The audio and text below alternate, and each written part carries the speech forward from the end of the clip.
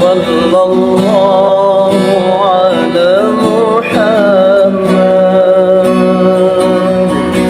Inilah kisah penyesalan Nabi Nuh ketika berdoa. Suatu ketika, Allah Subhanahu wa Ta'ala menegur Nabi Nuh alaihi salam karena mendoakan putranya yang kafir. Sadar akan kekeliruannya, Nabi Nuh menyesal. Beliau lantas menangis selama 300 tahun sehingga di bawah kedua matanya seperti air mancur, karena seringnya dia menangis.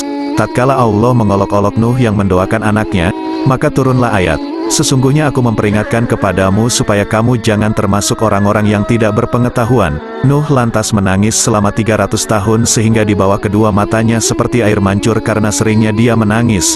Kasih sayang seorang ayah dan belas kasih terhadap buah hatinya. Nabi Nuh senantiasa berdoa kepada Allah siang malam, secara samar maupun terang-terangan, tujuannya agar Allah memberi hidayah terhadap anaknya, menyelamatkannya dari tenggelam dalam banjir di dunia, serta azab yang pedih di akhirat kelak.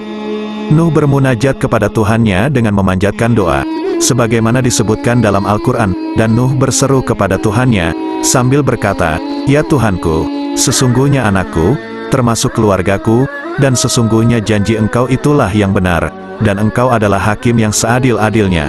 Quran Surat Hud 45. Inilah hati seorang ayah yang terbakar kesedihan, lalu bermunajat terhadap Tuhannya, karena menyangka anaknya adalah anggota keluarganya, dan memiliki keimanan. Inilah pujian yang dipanjatkan Nabi Nuh kepada Allah agar doanya diterima. Lalu turunlah penjelasan dari Tuhan kepada Nuh, secara gamblang dan sempurna. Allah berfirman, "Hai Nuh, sesungguhnya dia bukanlah termasuk keluargamu, yang dijanjikan akan diselamatkan. Sesungguhnya perbuatannya, perbuatan yang tidak baik. Sebab itu, janganlah kamu memohon kepadaku sesuatu yang kamu tidak mengetahui hakikatnya. Sesungguhnya aku memperingatkan kepadamu, supaya kamu jangan termasuk orang-orang yang tidak berpengetahuan." Quran Surat Hud 46. Sesungguhnya anakmu bukanlah keluargamu dalam keimanan. Dia telah melakukan sesuatu yang tidak pantas dilakukan. Dalam sebuah riwayat hadis dijelaskan, dia telah melakukan perbuatan buruk, sementara engkau tidak mengetahuinya. Dia adalah orang munafik yang menampakkan keimanan di hadapanmu, dan menyimpan kekufuran dan kemunafikan, sedangkan engkau tidak mengetahuinya. Sesungguhnya aku memperingatkan kepadamu, supaya kamu jangan termasuk orang-orang yang tidak berpengetahuan. Allah memberi peringatan kepada Nuh yang tetap mendoakan anaknya yang kafir dan fasik.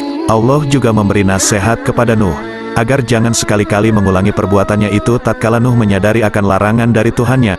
Nuh berkata, "Ya Tuhanku, sesungguhnya aku berlindung kepada Engkau, dan memohon kepada Engkau sesuatu yang aku tiada mengetahui hakikat, dan sekiranya Engkau tidak memberi ampun kepadaku, dan tidak menaruh belas kasihan kepadaku, niscaya aku akan termasuk orang-orang yang merugi." Quran Surat Hud 47. Nabi Nuh meminta maaf kepada Tuhannya, dan bertobat, beristighfar dan kembali kepada Allah.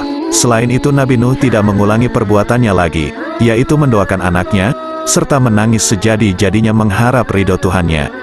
Kasih sayang Allah tercurah kepada Nuh, sehingga hatinya menjadi tenang.